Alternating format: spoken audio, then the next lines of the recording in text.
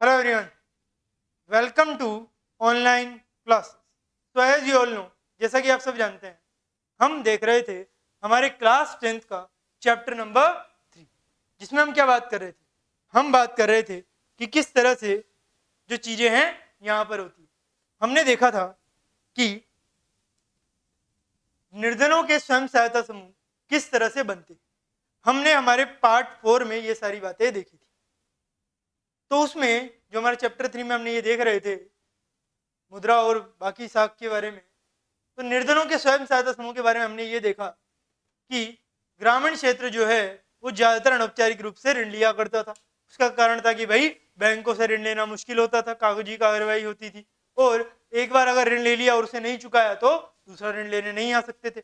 मगर अनौपचारिक में जो है ऐसा हो जाता था कई बार कि भाई एक ऋण नहीं चुकाया पूरा, तब भी दूसरा ऋण लेने के लिए आ सकते हैं और लिया जा सकता है। तो सारी चीजें जो है हो रही थी। इन सब की वजह से कुछ तरीका निकालने की बात करी और ये बताया गया कि भाई एक विचार आया कि भाई ग्रामीण क्षेत्रों के गरीबों और विशेषकर महिलाओं को छोटे छोटे स्वयं सहायता समूहों में संगठित करने और उनकी बचत पूंजी को एकत्रित करने पर आधारित कि भाई महिलाओं का एक स्वयं सहायता समूह बनाओ, जहां पर महिलाएं जो भी घर में बचत करती हैं उन्हें जो है उसमें इकट्ठा करके वहां पे रखना होगा। अब एक विशेष स्वयं सहायता समूह में एक दूसरे के पड़ोसी हुआ करते थे, 15-20 सदस्य होते थे जो नियमित रूप से मिलते थे और बचत करते थे। प्रति व्यक्ति बचत 25 रुपए से लेकर 100 रुपए या अधिक भी हो सकती थी कि भाई जितना जिसकी क्षमता हो उतना वो दे सकता है। अब यह परिवारों को बचत करने की क्षमता पर निर्भर करता है कि भाई कितना बचत करना चाहते हैं। कोई इसमें बंदिश नहीं थी, ये बहुत अच्छी बात थी कि भाई कोई बंदिश नहीं थी। अब सदस्य जो भी है ये स्वयं सहायता समूह की महिलाएं अपनी जरूरतों को पूरा करने के लिए छोटे कर्ज समूहों में या समूह से भी कर्ज ले सकते हैं। तो जितने भी सदस्य हैं वो अपनी जरूरतों को पूरा करने के लिए छोटे कर्ज समूह से ही कर्ज ले सकते हैं। किससे? छोटे कर्ज समूह से ही कर्ज जो है वो ले सकते हैं। अब समूह इन कर्जों पर ब्याज देता है। क्या करते हैं भाई, जितने भी समूह है ना स्वयं सहायता समूह, इन कर्जों पर ब्याज जरूर लेता है, लेकिन वह यह साहूकार द्वारा लिए जाने वाले ब्याज से बहुत कम होता है। और 1 या 2 वर्ष के बाद अगर समूह नियमित रूप से बचत करता है तो समूह बैंक से ऋण लेने के योग्य हो जाता है। अगर आप समुचित रूप से 2500 रुपए जो है जमा कर रहे हैं समय पर, तो आप जो है आसानी से ऋण ले सकते हैं जिसके आप सदस्य हैं। और ऋण समूह के नाम पर दिया जाता है। ऋण किसके नाम पर दिया जाता है? जो स्वयं सहायता समूह है ना, उनके नाम पर दिया जाता है। और इसका मकसद सदस्यों के लिए स्वरोजगार के अवसरों का सृजन करना है कि जितने भी सदस्य हैं ना वहां पे, उन सबके लिए क्या हो, एक स्वरोजगार जो है वो भी पैदा हो जाए। अब उदाहरण के लिए सदस्यों को छोटे छोटे कर्जों या कर्ज अपनी गिरवी जमीन छुड़वाने के लिए कार्यशाली पूंजी की जरूरत है, बीज, खाद, बांस और कपड़े खरीदने के लिए, घर बनाने, सिलाई की मशीन, हथकरघा, पशु इत्यादि संपत्ति खरीदने के लिए दिए जाए। तो इस तरह के जो ये कार्य हैं दिनचर्या के, उन कार्यों को करने के लिए स्वयं सहायता समूह जो इस तरह की महिलाएं हैं वो जो है देती है। इन महिलाएं जो है एक दूसरे को कर्ज दिया करती हैं, मिलकर देती हैं जिसको जरूरत होती है, और जो भी इनका स्वयं सहायता समूह का नाम है उनके नाम पे देती है। अब बचत और ऋण गतिविधियों से संबंधी ज्यादातर महत्वपूर्ण निर्णय जो है समूह के सदस्य स्वयं लेते हैं कि भाई ऋण और बचत किसको कितना होगा, कितना मिलेगा, ये सब जो है सारी की सारी महिलाएं वगैरह जो है मिलकर लेती है निर्णय। अब समूह दिए जाने वाले ऋण, उसका लक्ष्य, उसकी रकम, ब्याज दर, वापस लौटाने की अवधि इत्यादि भी, इन सब पर भी निर्णय करते हैं कि भाई हम ब्याज दे रहे हैं, ब्याज ले रहे हैं और ऋण दे रहे हैं, तो ऋण जो है कब तक आएगा उसका भी अनुमान लगाया जाता है। और जो व्यक्ति ले रहा है उससे भी पूछा जाता है, कुछ बातें होती है। तो इस तरह की चीजें जो है यहाँ पर हुआ करती। कहां पर? मुद्रा और साख में जो है ये सारी चीजें होती है जो हमने यहाँ पे देखी। अब यहाँ पर एक और चीज दी गई है, वो क्या है? बांग्लादेश में भी इस तरह से कई सारे जो है ग्रामीण बैंक चलते हैं, जो ये स्वयं सहायता समूह भी हमने देखे ना, उस पे ही आधारित होते हैं। तो बांग्लादेश ग्रामीण बैंक चलाया गया का उचित ब्याज दरों पर गरीबों की ऋण जरूरतों को पूरा करने का बड़ा सफल इतिहास रहा है। क्या रहा है? बहुत सफल इतिहास रहा है। तो बांग्लादेश ग्रामीण बैंक का उचित ब्याज दरों पर गरीबों की ऋण जरूरतों को पूरा करने का बड़ा सफल इतिहास रहा है। इसकी शुरुआत 1970 में एक छोटे पैमाने से हुई और वर्ष 2018 में ग्रामीण बैंक के अब 9 लाख सदस्य हैं बांग्लादेश में, जो बांग्लादेश के 81,600 गांवों में फैले हुए थे। इससे ऋण लेने वाली ज्यादातर महिलाएं हैं जिनका संबंध समाज के गरीब तबके से है। इन कर्जदारों ने दिखाया दिया है कि न केवल गरीब महिलाएं भरोसेमंद कर्जदार है, बल्कि वे विभिन्न तरह की छोटी आय वाली गतिविधियों को सफलतापूर्वक शुरू करने और चला सकने में भी सक्षम होती है। ये भी यहाँ पर बताया गया है। और बांग्लादेश के एक नोबेल पुरस्कार से सम्मानित इकोनॉमिस्ट है, अर्थशास्त्री हैं, जिनका नाम है प्रोफेसर मोहम्मद यूनुस। ये ग्रामीण बैंक के संस्थापक और 2006 में जो है इन्हें शांति के लिए नोबेल पुरस्कार मिला था। अमर्त्य सेन को भी इनके साथ ही मिला था, जो भारत के थे। तो इन्होंने एक बार बताया था कि अगर गरीब लोगों को सही और उचित शर्तों पर ऋण उपलब्ध कराया जा सकता है तो लाखों छोटे लोग अपनी लाखों छोटी छोटी गतिविधियों के जरिए विकास का सबसे बड़ा चमत्कार कर सकते हैं।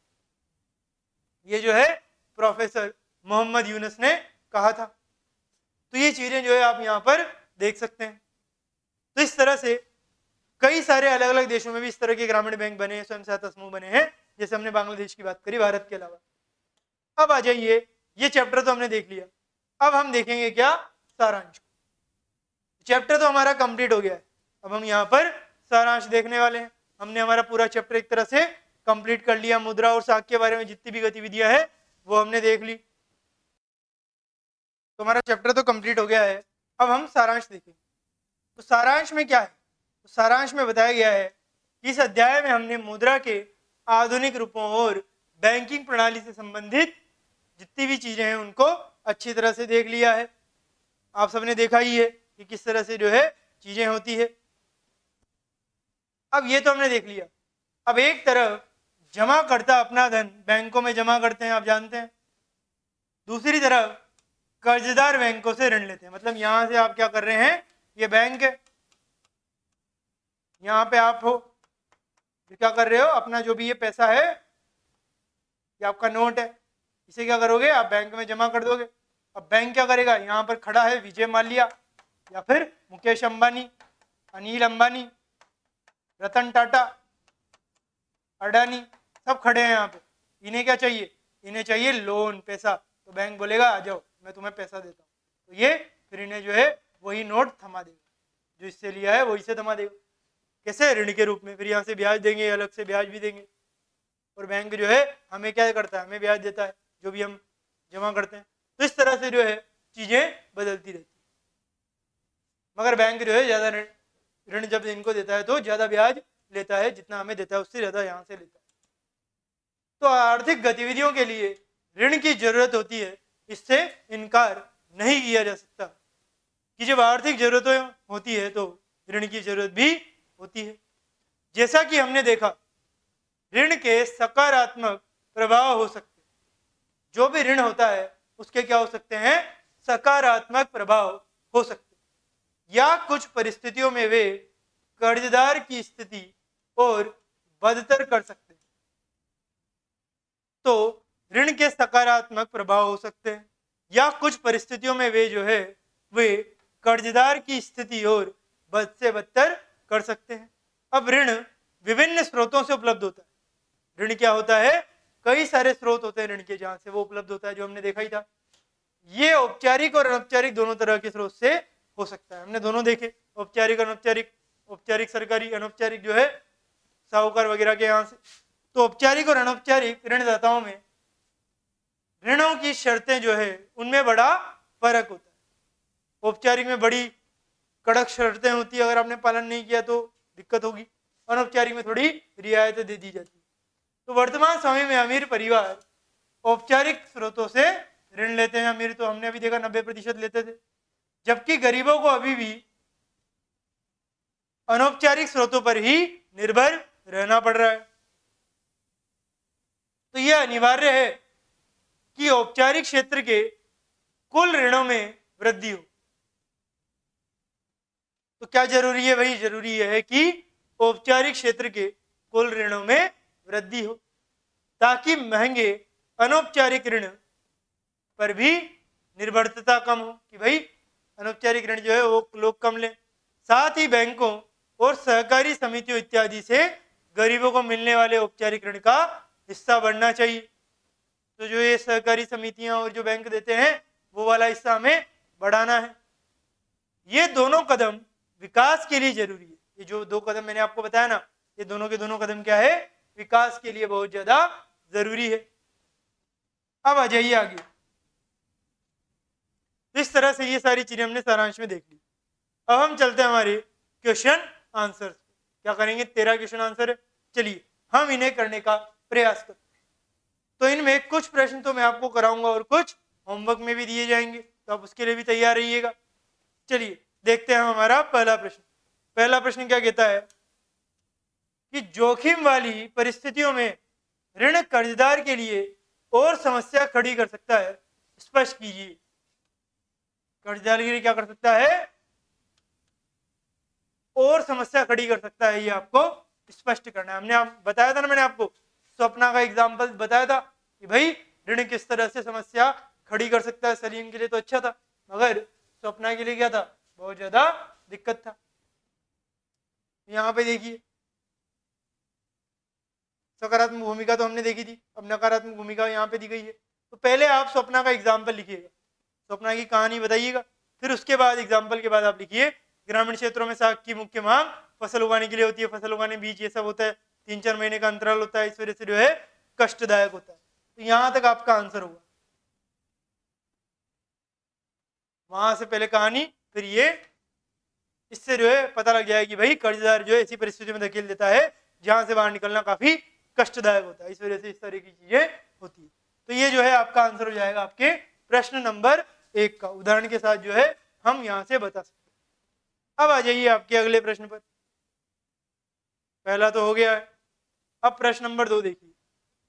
प्रश्न नंबर 2 क्या कहता है कि मुद्रा आवश्यकताओं के दोहरे संयोग की समस्या को किस तरह सुलझाती है। हमने बताया था ना, जब हम जो हमारे मुद्रा है उसका उपयोग नहीं करते तब ऐसा होता है। अपनी ओर से जो है उदाहरण देकर समझाइए। मैंने आपको गेहूं टमाटर का बताया था, एक जूते और गेहूं का भी था, तो वही आपको यहाँ पर बताना है। किस तरह जो है सुलझेगी आपको बताना है। किस तरह सुलझेगी बताइए। कुछ नहीं, पहले मुद्रा का उपयोग नहीं होता था, इस वजह से समस्या थी, फिर हमने क्या किया? मुद्रा का उपयोग करना शुरू कर दिया, तो समस्या सॉल्व हो गई। तो वही सॉल्यूशन जो है आपको यहाँ पर बताना है। तो मुद्रा और साख में अगर आप चलें तो यहाँ पे वही चीज यहाँ पे बताई गई है। भाई आवश्यकताओं का दोहरा सहयोग जो है, पहले तो आपको ये बताना है कि भाई ये होता क्या है। आवश्यकताओं का दोहरा सहयोग क्या होता है, पहले आपको ये बताना है। तो आप पहले इसकी परिभाषा लिखिए कि भाई ये होता क्या है। तो उदाहरण से बताइएगा कि जैसे जूता निर्माता यदि बिना मुद्रा का इस्तेमाल किए जूते का सीधे गेहूं से विनिमय करता तो उसे कितनी कठिनाई होती। उसे गेहूं उगाने वाले किसी किसान को खोजना पड़ता जो न केवल गेहूं बेचना चाहता हो बल्कि साथ में जूते भी खरीदना चाहता हो, अर्थात दोनों पक्ष एक दूसरे से चीजें खरीदते हो और बेचने पर सहमति रखते हो, और इसे ही हम आवश्यकताओं का दोहरा संयोग कहेंगे। एक व्यक्ति को वस्तु बेचने की इच्छा रखता है, वही दूसरा बहुत वस्तु जो है दूसरा व्यक्ति खरीदने की भी इच्छा रखता हो। तो यहाँ तक जो है आपका पहले तो ये बताएंगे आप कि भाई ये आवश्यकताओं का दोहरा संयोग होता क्या है, फिर उसके बाद आप जो है इसका हल बताएंगे कि भाई वस्तु विनिमय प्रणाली में जहां मुद्रा का उपयोग किए बिना वस्तुओं का विनिमय होता है वहां आवश्यकताओं का दोहरा संयोग होना अनिवार्य है। अब इसकी तुलना में ऐसी अर्थव्यवस्था जहां मुद्रा का प्रयोग होता है, ये सोल्यूशन है जो हम पूछा गया है वहां पे कैसे सुलझाएंगे। तो मुद्रा का उपयोग होगा तो मुद्रा महत्वपूर्ण मध्यवर्ती भूमिका प्रदान करके आवश्यकताओं के दोहरा संयोग की जरूरत को खत्म कर देती है। फिर जूता निर्माता के लिए जरूरी नहीं रह जाता कि वो ऐसे किसान को ढूंढे जो न केवल उसे जूते खरीदे बल्कि साथ साथ उसको गेहूं भी बेचे। उसे केवल अपने जूते के लिए खरीदार ढूंढना है। एक बार उसने जूते मुद्रा में बदल दिए तो वह बाजार में गेहूं या अन्य कोई वस्तु खरीद सकता है। चूंकि मुद्रा विनिमय प्रक्रिया में मध्यस्थता का काम करती है, इसे विनिमय का माध्यम कहते हैं। तो यहां तक जो है आपका आंसर होगा। कहां से होगा? यहां तक आपका आंसर होगा और आपको जो है ये जूते के एग्जाम्पल से बताना होगा। यहां से लेकर नीचे तक जो है आपका आंसर हो जाएगा। और ये जो गेहूं और जूता है ना, ये आपको एग्जाम्पल के रूप में बताना है। तो इस तरह से क्या होगा, आपका ये दूसरा प्रश्न भी हल हो जाएगा। तो दूसरे प्रश्न में यही चीजें जो है आपको पूछी गई जो हमने यहां से देख ली। अब तीसरा प्रश्न आप सब देखिए, उदाहरण भी आप जो है बता दिया मैंने आपको। अब तीसरा प्रश्न देखेंगे हम। तीसरा प्रश्न क्या कहता है कि अतिरिक्त मुद्रा वाले लोगों और जरूरतमंद लोगों के बीच बैंक किस तरह मध्यस्थता करता है। तो बैंक की मध्यस्थता मैंने आपको बताई थी, तो ये आप जो है होमवर्क में करके लाइएगा। अब आ जाइए प्रश्न नंबर 4 पे।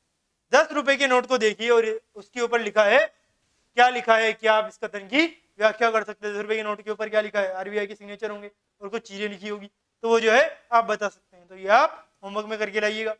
10 रुपए का नोट ले लीजिए। अब आ जाइए 5 पे। हम 5वां प्रश्न देखेंगे। तो हमें भारत में ऋण के औपचारिक स्रोतों को बढ़ाने की क्यों जरूरत है? जो ऋण है, ऋण जो लोन होता है, उसके औपचारिक स्रोतों को बढ़ाने की क्यों जरूरत है, ये आपको बताना है। तो यहाँ पे देखिए क्यों जरूरत है भाई, मैंने आपको बताया था औपचारिक स्रोतों को जो है बढ़ाने की बहुत ज्यादा जरूरत है। भाई औपचारिक स्रोतों को जो है बढ़ाने की क्यों जरूरत है? तो सीधी सी बात है, क्यों जरूरत है, इसका आपको आंसर बताना है। तो देखा जाए तो आपका आंसर जो है यहां से होगा। आलेख 2 जो दिया गया है ना, ये आलेख 2 ही आपको बताना होगा पूरी तरह से। आलेख 2 से जो है आप अच्छी तरह से बता सकते हो। तो आलेख 2 को आप अच्छी तरह से बता दीजिए, इसमें जो है आपको इसका आंसर मिल जाएगा। तो इस तरह से आपका प्रश्न नंबर 5 भी हो गया। अब आ जाइए प्रश्न नंबर 6 पे। गरीबों के लिए स्वयं सहायता समूह के संगठनों के पीछे मूल विचार क्या है? अपने शब्दों में व्याख्या कीजिए। अभी हमने स्वयं सहायता समूह देखा, आप सब कर सकते हैं, तो ये आप होमवर्क में करिएगा। अब आ जाइए 7 पे। क्या कारण है कि बैंक कुछ कर्जदारों को कर्ज देने के लिए तैयार नहीं होते? तो मैंने आपको बताया था कि भाई क्या कारण है कि भाई कर्जदारों को कर्ज देने के लिए तैयार नहीं होते, क्योंकि वो पहले कर्ज चुका नहीं पाते, कि भाई दूसरा कर्ज मांगने आ जाते हैं जो वो बैंक नहीं दे पाते। तो इस तरह से बैंक जो है उन्हें कर्ज देने के लिए तैयार नहीं होते, और इतना ही नहीं, उनके पास कुछ प्रॉपर्टी गिरवी रखने के लिए भी नहीं होती। इस वजह से भी ऐसा होता है। तो ये जो है मैंने आपको बता दिया है, और इस तरह से जो है आप कर सकते हैं, मैंने अभी आपको ऊपर बताया भी है, तो आपने अब तक तो कर ही लिया होगा। अब चलिए हम चलते हैं हमारे प्रश्न नंबर 8 पे। तो भारतीय रिजर्व बैंक अन्य बैंकों की गतिविधियों पर किस तरह नजर रखता है और ये जरूरी क्यों है, ये आपको बताना है। तो मैंने आपको बताया था कि भाई किस तरह से भारतीय रिजर्व बैंक जो है नजर रखता है। जब हमने आलेख 1 देखा था उसमें मैंने आपको बताया था, यहाँ पे देखिए नजर का। तो भारतीय रिजर्व बैंक ऋणों के औपचारिक रूप पे जो है नजर रखता है, वो यहाँ पर दिया गया है, ठीक है। और ये समय समय पर बैंक को जो है आरबीआई द्वारा ये जानकारी देनी पड़ती है कि भाई कितना वगैरह ये सब कर रहे हैं, तो यहाँ तक भी आएगा। फिर अनौपचारिक क्षेत्र में ऋणदाताओं की गतिविधियों को देखरेख करने वाली कोई संस्था नहीं है, वे ऐच्छिक दरों पर ऋण दे सकते हैं, ये सब चीजें कर सकते हैं, ये हमारे जरूरी नहीं है। हमें जो है यहाँ तक बताना होगा कि भाई भारतीय रिजर्व बैंक औपचारिक में ये सारी चीजें करता है। यही आपसे पूछा गया है कि भाई गतिविधियों में नजर रखता है, और ये जरूरी क्यों है? जरूरी इसलिए क्योंकि ये भी हमें बताना है कि भाई जरूरी क्यों है। हमने ये तो बता दिया कि नजर क्यों रखता है, कैसे रखता है।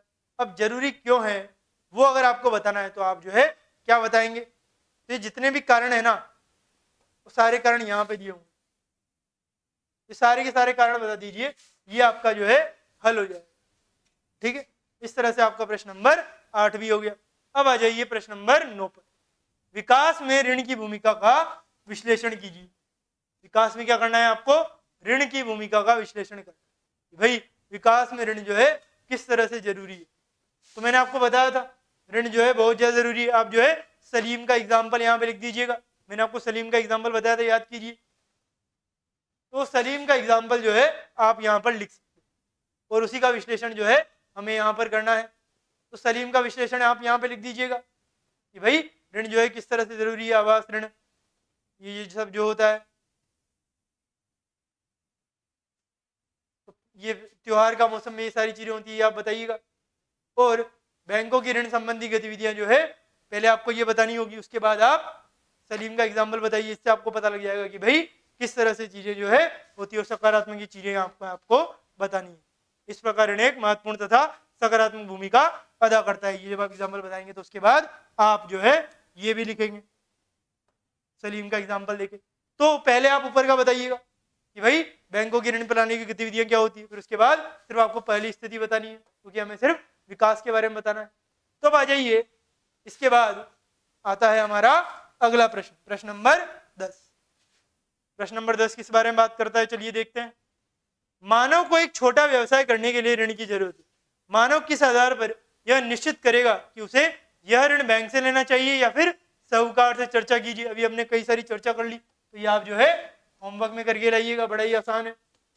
हम आ जाते हैं 11वें प्रश्न पर। 11वां प्रश्न क्या कह रहा है कि भारत में 80% किसान छोटे किसान हैं, बिल्कुल, जिन्हें खेती के लिए ऋण की जरूरत होती है। बैंक छोटे किसानों को ऋण देने से क्यों हिचकिचाते हैं भाई, ये आपको बताना है। क्यों हिचकिचाते हैं? सीधी सी बात है, उन्हें डर रहता है कि भाई उनका ऋण वापस होगा भी या नहीं। ख, वे दूसरे स्रोत हैं, कौन है जिनसे छोटे किसान कर्ज लेते हैं? कौन है भाई? साहूकार, व्यापारी वगैरह ये सब। और ग क्या है, उदाहरण देकर स्पष्ट कीजिए किस तरह ऋण की शर्तें छोटे किसानों के लिए प्रतिकूल हो सकती है। तो ये दोनों चीजें जो है आप होमवर्क में बताइएगा, बड़ा आसान है। अब आ जाइए, रिक्त स्थानों की पूर्ति कीजिए। आपको क्या करना है, रिक्त स्थानों की पूर्ति करनी है। तो यहाँ पे क्या दिया हुआ है, क ख ग घ। तो आप ये सारे जो है होमवर्क में करिएगा। मैं आपको एक बता देता हूँ कि ऋण की लागत ऋण का बोझ बढ़ा देती है। किसकी ऋण की लागत जो है ऋण का बोझ बढ़ा देती है, यहाँ पे आपको बताना है। बताइए, ऋण का बोझ बढ़ाती है किस पर? किसान पर ही बढ़ाएगी। तो जो भी ऋण होता है उसका बोझ जो है किसान पर बढ़ जाता है, तो वही आपको यहाँ पर लिखना है। अब आ जाइए और बाकी सारा होमवर्क में करके लाइएगा। अब आ जाते हैं हम हमारे प्रश्न नंबर 13 पे। प्रश्न नंबर 13 है, सही उत्तर का आपको क्या करना है, चयन करना है। क, स्वयं सहायता समूह में बचत और ऋण संबंधी अधिकतर निर्णय लिए जाते हैं किसके द्वारा? बैंक द्वारा, सदस्यों द्वारा या फिर गैर सहकारी संस्था द्वारा? तो आंसर है सदस्यों द्वारा। ऋण के औपचारिक स्रोतों में शामिल नहीं है। औपचारिक स्रोतों में बैंक है, बिल्कुल है, सहकारी समिति है, नियोक्ता नहीं है। तो आपका आंसर क्या होगा? नियोक्ता। तो इस तरह से आपका जो चैप्टर है वो हो गया है कंप्लीट। अब हम मिलेंगे हमारे नेक्स्ट चैप्टर में, तब तक के लिए thank you very much, have a nice day.